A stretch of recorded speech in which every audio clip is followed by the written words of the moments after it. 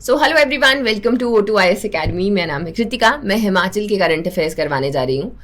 आज हम लोग देखेंगे कि मई के महीने में कौन सी ऐसी न्यूज़ रही है जहाँ से सवाल पूछे जा सकते हैं। इन सारे एग्जाम्स में आपको हेल्पफुल रहता है। प्रीलिम्स मेंस दोनों देखेंगे। वैसे ज़्यादा इस महीने इलेक्शन के न्यूज़ थे, तो वो थोड़ा आपका पॉलिटी वाला पोर्शन जो है वो आपने खुद कवर करना है। उसके अलावा रिजल्ट तो हम लोग को पता है ही, उतना नहीं है, लेकिन और बहुत सारे न्यूज़ थे। जैसे सबसे पहले प्रीलिम्स की न्यूज़ अगर मैं देखूँ तो बहुत सारे अवार्ड्स दिए गए हैं। ये अवार्ड्स आपने न्यूज़ में भी सुने, रील्स वगैरह में भी देखे होंगे। कुछ किताबें हैं जैसे पब्लिश की गई हैं। न्यू डीजीपी जो हैं वो अपॉइंट किए गए। हिमाचल के टर्मरिक मैन किसको कहा जाता है। कुछ फेयर्स एंड फेस्टिवल्स रहते हैं न्यूज़ में जो हमें पढ़ने होते हैं। फिर आ जाती है कुछ मेंस की न्यूज़। मेंस में आ गया कि हर जगह जो है आग लगी हुई थी, गर्मी बहुत ज़्यादा थी। ये जो फॉरेस्ट फायर्स हैं ये हिमाचल में क्यों होती हैं, कैसे होती हैं, क्या इनका नुकसान होता है, जो सरकार है वो क्या कर रही है और सरकार को क्या करना चाहिए। कई जगह ओले भी पड़ गए। ओले पड़ने से क्या हुआ, बहुत सारा जो फसल है, हॉर्टिकल्चर है, क्रॉप्स हैं या फिर फ्रूट्स हैं, वो खराब हो गई। अब क्या क्या हमारी लिमिटेशंस है हॉर्टिकल्चर में, कैसे इसको ठीक करना है, सरकार क्या कर रही है, वही सारी बातें करेंगे। तो प्रीलिम्स मेंस ये आपको ना एक पॉइंट ऑफ व्यू देते हैं। करंट अफेयर्स चीज़ें वही रहती हैं। जैसे कि अगर इनमें से भी आपके कोई जैसे आपके प्रीलिम्स की भी कोई न्यूज़ है, ये तो चलो याद करनी होती है, लेकिन मेंस में आपको एक पॉइंट ऑफ व्यू मिलता है सोचने के लिए कि किस तरीके से आंसर राइटिंग करोगे जब करोगे। तो ये सारी चीज़ें हैं। और उसके अलावा आप हमें सब्सक्राइब भी कर सकते हैं, ये वाली जो प्लेलिस्ट है, ताकि कोई भी वीडियो आप मिस ना करें। If you want to contact me you can do that as well. तो शुरुआत करेंगे हम लोग अपनी पहली न्यूज़ के साथ में। ये है मेजर सुधीर वालिया के बारे में। ये आपके सैनिक स्कूल सुजानपुर तीरा से पढ़े थे, पालमपुर के थे। इनको अशोक चक्र जो है वो भी यहाँ पर दिया गया है। तो इन्हीं के ऊपर एक किताब लिखी गई है जो कर्नल आशुतोष काले ने यहाँ पर लिखी है। इसका नाम है रैम्बो। तो रैम्बो इनको प्यार से बोला जाता था। तो ये जो है आपकी पर्सनालिटी आपको याद करनी है। मेजर सुधीर वालिया पालमपुर के थे। इनको रैम्बो नामक किताब जो है वो इनके ऊपर अभी पब्लिश की गई है। और इनकी जो भी वेलर है, इनकी स्टोरीज के बारे में ये है। पालमपुर से वैसे भी हिमाचल में बहुत सारे ऐसे लोग हैं जिनको गैलेंट्री अवार्ड्स मिले हैं। परमवीर चक्र अवार्डी कैप्टन विक्रम बत्रा हैं, मेजर सोमनाथ शर्मा हैं, फिर कैप्टन सौरभ कालिया हैं। And we are very proud कि दे जो है ये हिमाचल एक वीर भूमि से यहाँ पर निकल कर आए। ठीक है जी। तो फिर नेक्स्ट आगे हम लोग चलते हैं आगे। मेजर राधिका सेन, ये रील्स में भी बहुत ज़्यादा आपने देखा होगा। इनको अभी जो है प्रेस्टिजियस 2023 का UN military gender advocate award of the year दिया गया है। तो ये जो अवार्ड का नाम है, सबसे पहले ये याद रखेंगे। ये कौन से एरिया में थी, तो वो है नॉर्थ किवू। ये आपका कॉन्गो में है। और वहाँ पर इन्होंने विमेन, गर्ल्स, इनके राइट्स और जो भी कॉन्फ्लिक्ट वाला अगेन एरिया रहता है वहाँ पर काफ़ी ज़्यादा काम किया है। तो इसी के लिए इनको ये मिलिट्री जेंडर एडवोकेट अवार्ड दिया गया। कहाँ पर? कॉन्गो में था। ये जो है मेजर सेन सेकंड विमेन तो नहीं, इंडियन पीस कीपर बनी है। इससे पहले मेजर सुमन गवानी को ये 2019 में दिया गया था। तो ये आपको यहाँ पर याद रखना है। नेक्स्ट आ जाते हैं माँ भंग्यानी फेयर। इतना सा याद करना होता है इसमें कि कहाँ पे ये होता है। जैसे कि ये होता है सिरमौर डिस्ट्रिक्ट में। अगर आप गए हो कभी तो चूड़धार का ट्रैक करते हैं, वहां पर थोड़ा सा आगे जाके नौराधार से शुरू होता है ट्रैक, थोड़ा सा और जाके एक हरिपुर धार है। ये हरिपुर धार के पास में मंदिर बना हुआ है। और फिर ये किसकी एक्सटेंशन आएगी ये आप मुझे बताओगे कि ये शिवालिक्स की होगी, ये धौलाधार है, ये पीर पंजाल है, या ग्रेटर हिमालयन रेंज है।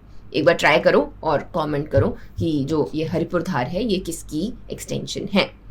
तो ये माँ भंग्यानी, शायद मैं गलत भी पढ़ रही हो सकती हूँ, तो आप मुझे बताना कि कैसे पढ़ते हैं।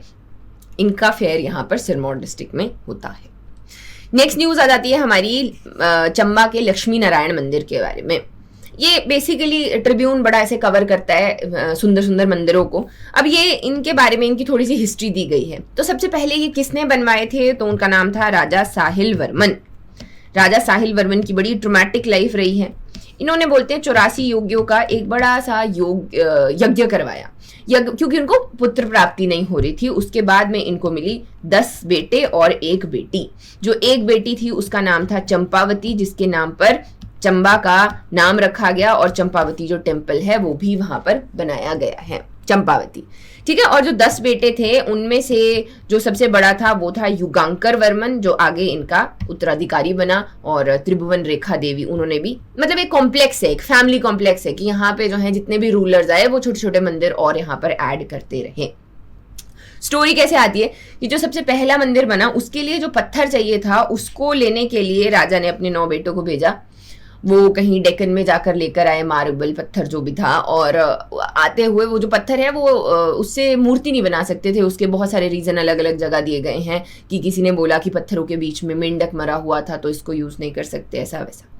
अब जब वो गया तो उसके 9 जो बेटे थे उनको डकैतों ने मार के लूट लिया और मार दिया। लास्ट में जो है युगांकर वर्मन लेकर आया था वहां से, और उसी का यहाँ पर मंदिर बनाया गया था। ये आपके कौन से स्टाइल में बनाए गए हैं? तो ये आपके बनाए गए हैं शिखर स्टाइल में। शिखर स्टाइल में उसके अलावा छोटा सा एक मंडप है आगे, आप देख सकते हो, और ऊपर जो है इसमें व्हील है, व्हील हो गया, या फिर ऊपर जो है छत्र बीच में छोटे छोटे बाद में बनाए गए। तो एक तो है कि ये पहले बने, दूसरा है इसमें टाइम टू टाइम चीजें ऐड की गई हैं, मंदिर भी छोटे छोटे ऐड होते रहे हैं।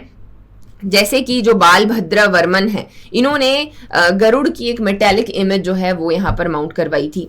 छत्र सिंह जो है उन्होंने ऊपर छत्र यहाँ पर 1678 में बनवाए थे। तो ऐसे ही टाइम टू टाइम इनकी जो वर्मन फैमिली है उसमें उन्होंने यहाँ पर इसी कॉम्प्लेक्स में, बड़ा सा कॉम्प्लेक्स है उसमें एडिशंस करवाए। फिर आ जाते हैं हम लोग नेक्स्ट न्यूज में जिसका नाम है नहवीदार। तो ये करसोग, करसोग कहाँ पर है? मंडी में। मंडी में 4 दिन का मेला होता है जहां पर श्रीनाग चवासी जो टेम्पल है वहां पर पूजा की जाती है, देवी देवता आते हैं, और नवीधार में ये फेस्टिवल यहाँ पर होता है। करसोग में, मंडी में 4 दिन का होता है। नेक्स्ट आ गए हम लोग हैंडल प्लास्टिक वेस्ट। ये मैंने न्यूज इसलिए डाली है ना, ये बेसिक अंडरस्टैंडिंग के लिए। सबसे पहले तो हिमाचल में जो वेस्ट कलेक्शन है वो बहुत ही खराब है। जो म्यूनिसिपल बॉडीज हैं वो वेस्ट को अच्छे से आगे प्रोसेस नहीं कर पा रही हैं। तो आप कहीं भी बहुत सुंदर लोकेशन पे भी जाओगे तो कहीं ना कहीं जो उनका वेस्ट डंप है वो कहीं पहाड़ से नीचे है जहां पर सारा कूड़ा फेंका जाता है। तो यहाँ पर हमें सीवेज ट्रीटमेंट प्लांट्स जो हैं वो लगाने की ज़रूरत है। जैसे कि मैंने आपको कोकसर का एग्जाम्पल भी दिया था। कोकसर जो है बड़ा इंपॉर्टेंट विलेज रहा है, वहाँ पे एक टाइम पे कोई नहीं रहता था, लेकिन अभी थोड़े टाइम पहले एनजीटी ने वहाँ पर जो टूरिज्म डिपार्टमेंट है उसको नोटिस भेजा कि ये क्या कर रहे हो, यहाँ पे साफ करवाओ आसपास, वहाँ पर बहुत ज़्यादा पोल्यूशन है। तो हिमाचल में एक दिन में अगर हम बात करें तो 500 टन वेस्ट जनरेट होता है। क्या, कैसे इसको आगे मैनेज किया जाता है वो जो है वो सवाल यहाँ पर म्यूनिसिपल कॉर्पोरेशंस, कमिटीज, पंचायत उनके ऊपर उठाए जाते हैं। जो छोटे, बहुत छोटे विलेजेस है वहाँ पे तो कम होता है कंपैरिजन में, लोग अपना ही कूड़ा जला देते हैं, जो वेस्ट है मन्योर में चला जाता है ऐसे करके। लेकिन जो बड़ी सिटीज हैं उनका वेस्ट जो है, या जहाँ टूरिस्ट ज़्यादा आते हैं उनका वेस्ट कहाँ पर जो मैनेजमेंट है वो कैसे मैनेज कर रही है। तो वेस्ट मैनेजमेंट एक बहुत बड़ा इशू है हिमाचल में। हिमाचल के नए जो डीजीपी हैं वो अपॉइंट किए गए हैं अतुल वर्मा। श्री अतुल वर्मा जी जो हैं वो झारखंड से हैं, और इससे पहले कौन थे? संजय कुंडू। तो ये आपको याद भी होगा, थोड़ा बहुत कंट्रोवर्सी में भी रहे, और अभी जो नए वाले हैं वो झारखंड से हैं, इतना सा याद रखेंगे। नेक्स्ट न्यूज आ जाती है आगे। टर्मरिक मैन ऑफ हिमाचल किसको कहा जाता है? वो कहा जाता है जी कर्नल पीसी राणा जी को। इनकी स्टोरी बहुत ही इंस्पायरिंग है। सबसे पहले तो मैंने इनके ऊपर रील भी बनाई थी, उनके पोते को वहां पर टैग किया गया था। तो बेसिकली ये आर्मी में हुआ करते थे, इन्होंने सर्व किया वहां पे और ये वापस आए। तो कांगड़ा के ज्वालाजी से ये हैं, और ज्वालाजी के पास में कहीं से, तो वहां से आए और इन्होंने सोचा कि अब मैं यहीं पे रह के काम करूंगा। बहुत सारे चैलेंजेस थे वहां पे, जो आवारा पशु है वो चीजें खा जाते थे, तो कैसे इसको शुरू किया जाए। तो ये काफी जगह घूमे और इन्होंने डिसाइड किया कि ये हल्दी लगाएंगे।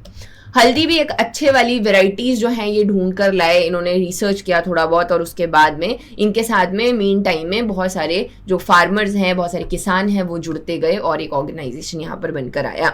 तो इसीलिए इनको टर्मरिक मैन ऑफ हिमाचल कहा जाता है। ये जितनी भी चीज़ें उगाते हैं, मीनवाइल चीज़ें भी ऐड होनी शुरू हो गई, सिर्फ टर्मरिक नहीं है। और तो वैसे करके इनमें चीज़ें ऐड हो गई, केमिकल फ्री हैं, पेस्टिसाइड फ्री हैं। इन्होंने बहुत सारी और भी चीज़ें लगाई, जैसे हल्दी को अगर सुखाना है तो अगर उसको धूप में सुखाते हैं तो उसमें कुछ कंपोनेंट्स होते हैं जो कि खत्म हो जाते हैं। तो इन्होंने सोलर ड्रायर्स लेके आए, तो ये पहले वो बने जिन्होंने सोलर ड्रायर, इन्होंने अपनी हल्दी को ऑर्गेनिक सर्टिफिकेट जो है वो भी यहाँ पर दिलवाया। तो इस तरीके से ये जितने भी आपके फार्मर्स हैं उनके लिए भी इंस्पिरेशन है, बाकी यंगस्टर्स के लिए भी हैं कि ज़रूरी नहीं है आप जब नौकरी खत्म कर लेते हैं तो ज़िंदगी खत्म हो जाती है, या फिर आपने बाहर ही जाके कुछ करना है। यहाँ पर जो हमारी देवभूमि है यहाँ पर भी बहुत कुछ है करने के लिए, और स्पेशली जब हम लोग यहाँ के लैंड की बात करते हैं तो यहाँ पर बहुत सी चीज़ें उगाई जा सकती हैं। ठीक है जी, तो ये आपका था न्यूज़। नेक्स्ट आ गए हम लोग चंबा के मिनिएचर आर्टिस्ट हैं, इनका नाम है विजय शर्मा।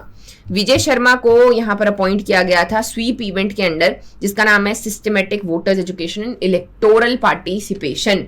ये इलेक्टोरल पार्टिसिपेशन दिख नहीं रहा है आपको, पर यहाँ पे लिखा है। तो इसका मतलब क्या है कि हमेशा ना, जैसे आपने आरबीआई की ऐड देखी है कि किसी को भी अपना ओटीपी नहीं देना है, तो वहां पे क्या है, अमिताभ बच्चन जी आगे आते हैं कि ऐसे सतर्क रहें, सावधान रहें, किसी को ओटीपी ना दे। सेम वे जैसे वोटर हम लोगों ने बढ़ाने थे, अभी वोटिंग थी, अभी है भी, तो वहां पर हम लोग इस तरीके से इन्फ्लुएंशियल लोगों को आगे लेकर आते हैं, क्योंकि लोग उनसे कनेक्ट कर पाते हैं, उनको जानते भी हैं कि वोट देना है, जिससे कि आपकी जो वोटर एजुकेशन है, बेसिक लिटरेसी है, वो भी बढ़ती है और आपकी इलेक्टोरल पार्टिसिपेशन जो है वो भी राइज करती है।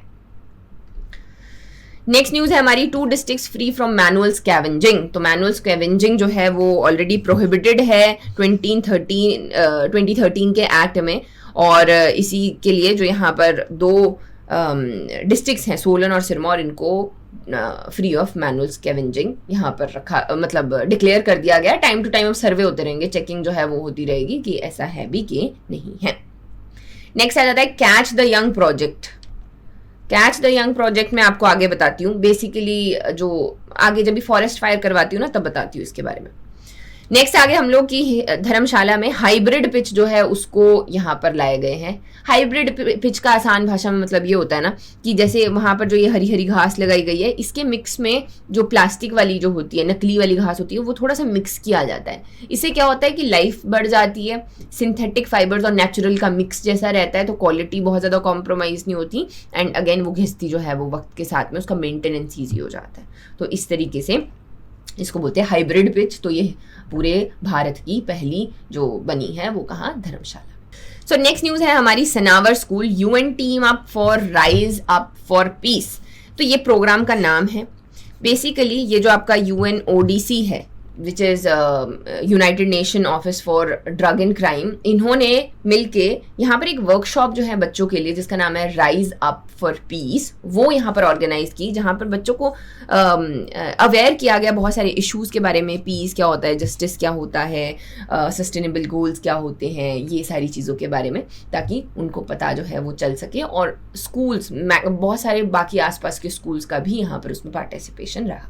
ठीक है, तो rise up for peace, UNODC। Next आ जाते हैं हम लोग आगे। एक हाइड्रो पावर प्रोजेक्ट है जो मतलब वहां पे पानी जो जब भरा तो वहां पे फ्लड लाइक सिचुएशन बनने वाली थी, बनी नहीं। न्यूज में आपको इसलिए बता रही हूँ क्योंकि यहाँ पर मुल्तान विलेज का नाम लिखा गया है। मुल्तान जब हम सोचते हैं तो कहीं और दूर जाता है हमारा ध्यान, लेकिन हिमाचल में भी एक मुल्तान है। तो बेसिकली जो आपका कांगड़ा है वो यहाँ पर शिवालिक्स में आता है। जब इधर को हम जाते हैं ना तो यहाँ पर हाइट बढ़ती भी जाती है और ये आपका प्रॉपर एकदम धौलाधार में आ जाता है, और इसको हम लोग बड़ा बंगाल और छोटा बंगाल का एरिया कहते हैं। तो यहाँ पर मुल्तान भी है। यहाँ जब डिस्ट्रिक्ट हिस्ट्री पढ़ते हैं तो देखते हैं कि मंडी, कुल्लू, चंबा, ये लोग काफ़ी सारा लड़ते थे इस वाले पार्ट के लिए, क्योंकि बड़ा बीच में जैसे था ये, लेकिन है बहुत सारा ग्लेशियर एरिया। हिमाचल में 4 ग्लेशियर के कंसंट्रेशन हैं, जिसमें से एक ये भी आता है। रावी जो है वो यहाँ से राइज करती है। तो यहाँ पर जो एरिया है इसका नाम है मुल्तान, और यहाँ पर ही हाइड्रो पावर प्रोजेक्ट भी, ये जो जिसकी हम लोग बात कर रहे हैं कि फटने वाला था। अब एक हाइड्रो पावर, ये मतलब मैंने थोड़ा सा आपको इंट्रोडक्शन दिया है ताकि आपके ध्यान में रहे ये चीज़ें। फिर आती हूँ मैं अगर टॉपिक पे कि हाइड्रो पावर जो है, ये जो प्रोजेक्ट्स होते हैं बड़े या डैम्स बनते हैं, क्या ये फट सकते हैं? ये बिल्कुल फट सकते हैं। इसको in fact disaster, recipe for disaster भी कहा जाता है। बहुत सारे रीजंस हो सकते हैं। एक एक करके अगर मैं देखूं तो सबसे पहले पिछले साल जब बारिशें हुई, रेनफॉल, एक्सेसिव रेनफॉल हुआ तो वो ओवरलोड करने लगे तो आगे पानी छोड़ा तो आगे पानी बह गया। तो ये जो है रीजन रह जाता है। मेंटेनेंस, इनमें सिल्ट जो है वो बहुत ज़्यादा इकट्ठी हो जाती है। एनी टाइम अगर इनकी प्रॉपर मेंटेनेंस नहीं की जाए तो ये फट सकते हैं। फिर आगे क्या आता है? आगे आ जाता है अर्थक्वेक। अगर हम लोग हिमाचल की बात करते हैं तो हिमाचल जो है वो जोन 4 और जोन 5 में आता है। जोन 4-5 का मतलब है कि सिस्मिकली काफ़ी एक्टिव है, यहाँ पर अर्थक्वेक आने की टेंडेंसी ज़्यादा है। तो ये जो है इसकी वजह से भी डैम टूट सकता है। एंड इतने बड़े बड़े डैम्स हैं कि अगर ये बह गए, ये तो छोटा था अभी, जैसे हम लोग भाखड़ा नंगल डैम की बात करें तो ये मतलब नीचे ऐसे सब कुछ चंडीगढ़ तक ऐसे सब कुछ बह जाएगा, पता नहीं चलेगा।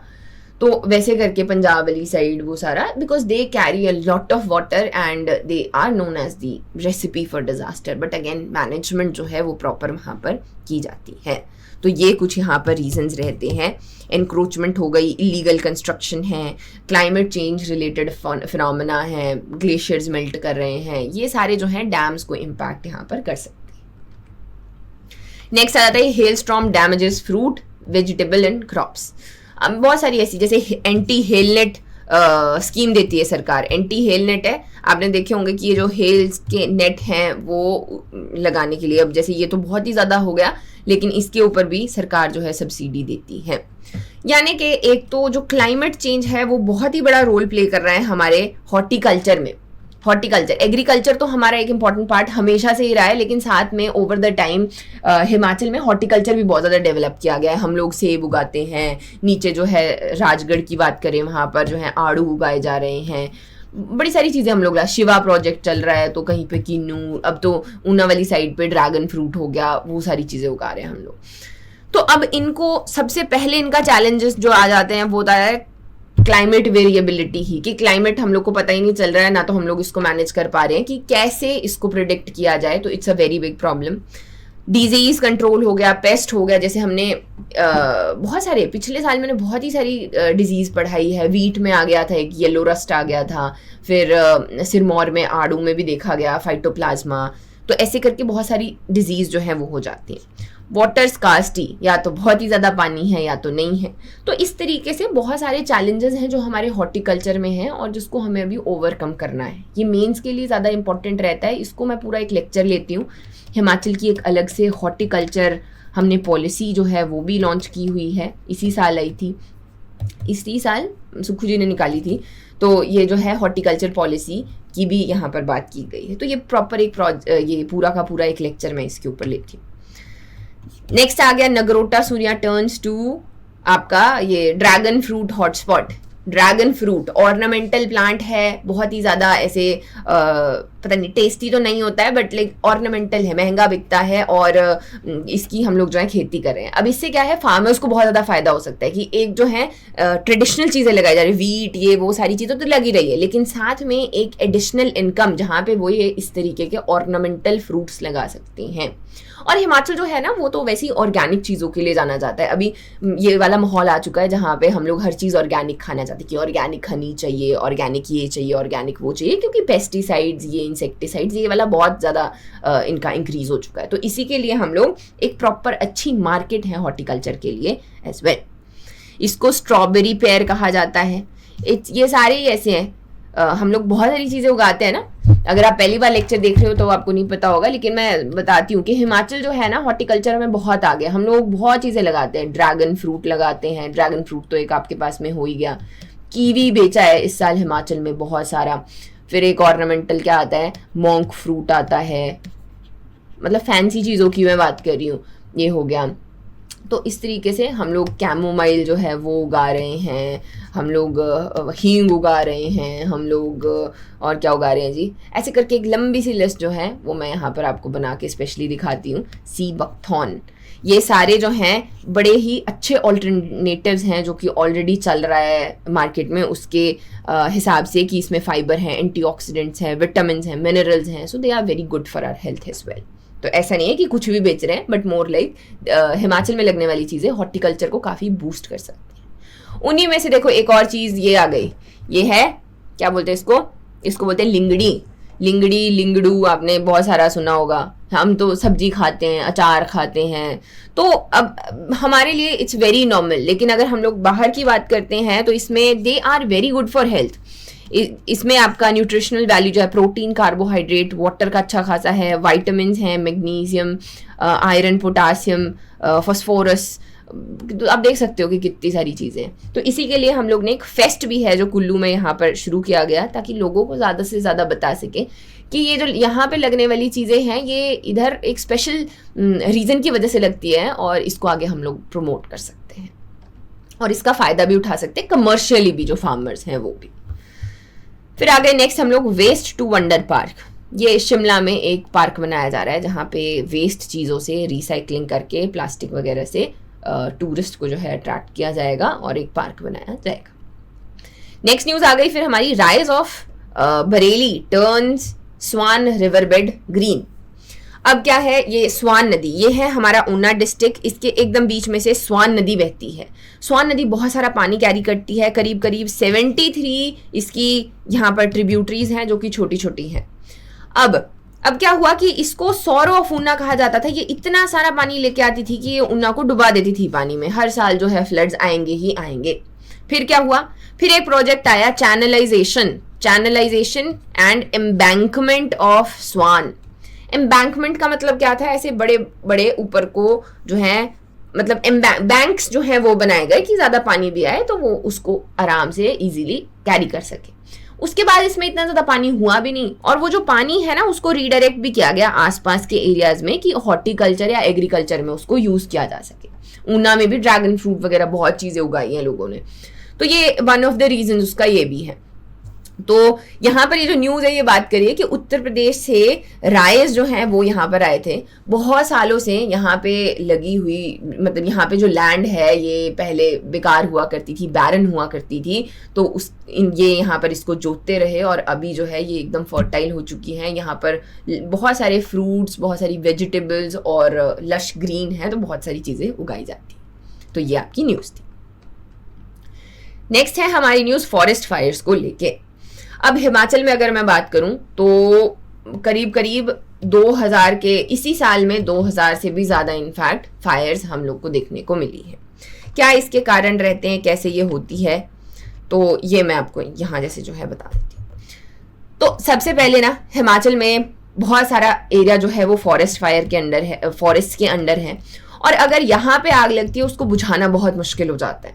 सबसे पहला कारण तो ये है कि हिली टेरेन है, जैसे कि फटाफट से यहाँ पे फायर ब्रिगेड जो है वो नहीं पहुंच सकती। अगर वो दूर कहीं घासनी में आग लगी हुई है तो वहां पर फायर ब्रिगेड का पहुंचना इम्पॉसिबल होता है। अब इसी दौरान क्या है, अगर आग लग गई है तो वो 7 से 8 दिन 9 दिन, वो जितने दिन मतलब वो फ्यूल मिलता रहेगा तब तक वो जलती रहेगी। तो इसके लिए सबसे पहले ये डेंजरस होती है। यहाँ पर जितना भी फ्लोरा फोना है, फ्लोरा फोना का मतलब होता है जितने भी जीव जंतु हैं, जितने भी बर्ड्स हैं, बायोडाइवर्सिटी वो बहुत ज़्यादा रिच है। तो जब इसकी हम लोग अगर इसकी इकोनॉमिक वैल्यू की बात करें तो एक अच्छा खासा रिसोर्स जो है वो हमारा जल के राख हो जाता है। दूसरी बात आती है एक दया भाव की, ये हमारी अपनी स्टेट है, ये बहुत बुरी तरह से यहाँ पे झुलस रही है। अब यहाँ पर जो स्टडीज है वो कहती है कि जो 95% आग लगती है वो ह्यूमन इंटरवेंशन की वजह से लगती है। और जैसा कि मैंने रील बनाई थी तो उसमें बहुत सारे कमेंट्स आए थे, लोगों ने बताया कि किस तरीके से लोग ही आग लगाते हैं ये सोच के कि चलो घास अच्छा लगेगा, अगले साल को घास और लग जाएगा, या इस तरीके से, या बीड़ी सिगरेट पीते तो ध्यान नहीं रखते, पोचर्स जाते हैं, इनक्रोचर्स या कहीं पे भी गए हैं। तो अब क्या है, अब गर्मियाँ बहुत ज़्यादा हो गई, अब वो खुद बुझती नहीं है, थोड़ी सी भी एकदम हल्की सी भी चिंगारी रह जाए तो उससे आग आगे बढ़ जाती है। तो 95% ये जो है ये ह्यूमन इंटरवेंशन की वजह से है, और जो 5% है वो यहाँ पर लगता है चील का पेड़। जो पाइन नीडल्स हैं जब ये सूखती हैं, चले अप्पू बोलते हैं हमारे यहाँ पे इनको, तो जब ये आपस में रगड़ती हैं या जो पेड़ों में से एक मैग्नीफाइंग इफेक्ट बनता है तो क्या होता है, यहाँ पर आग जो है वो लग जाती है, पकड़ लेती है और वहां से वो शुरुआत होती है।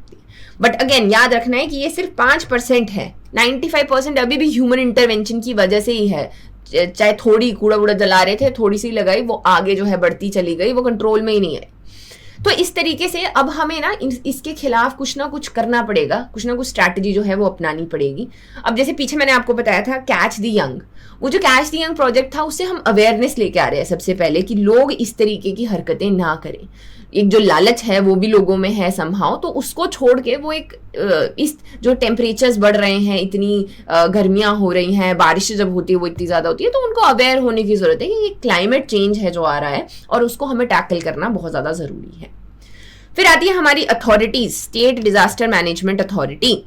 उनको एक अलग से हम कह सकते हैं थोड़ा सा टेक्निकल या फिर जो साइंटिफिक साइंस की तरफ है उस तरफ जाना पड़ेगा। ड्रोन्स का यूज जैसे बोला गया था उसको यूज कर सकते हैं, और बहुत सारी ऑल्टरनेटिव टेक्नोलॉजीज हैं जिनकी तरफ जाना पड़ेगा। अब सिर्फ बेसिक से जो चीज़ें हैं वो उससे नहीं हो पाएगा, जो क्लाइमेट चेंज है वो भी हो रहा है, और इतनी आग, इतना इकोनॉमिक लॉस, इतनी जो बायोडाइवर्सिटी का लॉस है वो यहाँ पर हो रहा है। तो यही इसके बारे में जो है आपको मैंने बताना था। हमारे पास में prepared, we are not prepared. अगर और स्टेट्स के कंपैरिजन में देखा जाए, जैसे कैलिफोर्निया है, कैलिफोर्निया में ना बहुत ऐसी आग जो है वो बड़ी नॉर्मल सी होती थी। तो उन्होंने क्या किया है कि उन्होंने एक सीज़न जो है वो देख के रखा है कि ये वाला जो सीज़न है, अब उनके भी वहाँ पर पाइन ट्रीज होते हैं, तो वो जो पाइन्स के नीडल्स हैं, चील है, उसको साफ किया जाता है हर साल। ये प्रिवेंशन में आता है, ये प्रिपेयर्डनेस में आता है कि उनको वहाँ से हटा दिया जाता है, साफ कर दिया जाता है।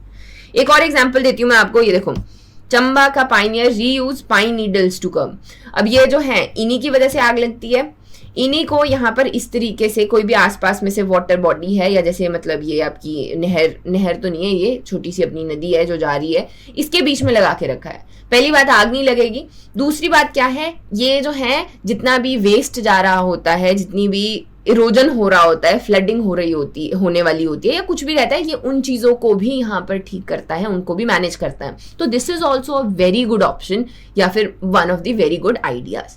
सो जो सरकार है उसको भी कुछ इस वाले तरीके से सोचना पड़ेगा यहाँ पे, क्योंकि जो फॉरेस्ट फायर है अगेन बहुत ज़्यादा नुकसान यहाँ पे कर रही है। फॉरेस्ट डिपार्टमेंट एक ई फॉरेस्ट डेटाबेस भी बना रहा है, 6 डिविजन हैं इसके, कि आर्टिफिशियल इंटेलिजेंस को एक डेटाबेस जो है वो यहाँ पर बनाया जाए, उसकी हेल्प से कैसे आगे फॉरेस्ट को मैनेज किया जाए। और फॉरेस्ट ये जो फायर्स हैं, फिर अगेन इनका भी थोड़ा सा आइडिया हो ही जाता है, but it's more like a database for forest for now. तो आज के लिए बस इतना ही है। आई होप आपको ये लेक्चर पसंद आया होगा। और कुछ भी रहता है और एक्स्ट्रा चीज़ें अगर आपको चाहिए, आप हमारी मोबाइल एप्लीकेशन को डाउनलोड कर सकते हो, या फिर आप मुझे भी कांटेक्ट कर सकते हो। नीचे दिए गए नंबर्स हैं, इन पे कांटेक्ट कर सकते हो। बाकी कोई इशू आ रहा है, अभी पेपर आने वाला है, 30 जून को पेपर है। अगर ये अभी पोस्टपोन नहीं हुआ तो ये मतलब अभी हो जाएगा, अदरवाइज अगर पोस्टपोन हो गया फिर ये सितंबर तक चला जाएगा, क्योंकि मानसून आने वाला है। तो होपफुली ये अभी पेपर हो जाए।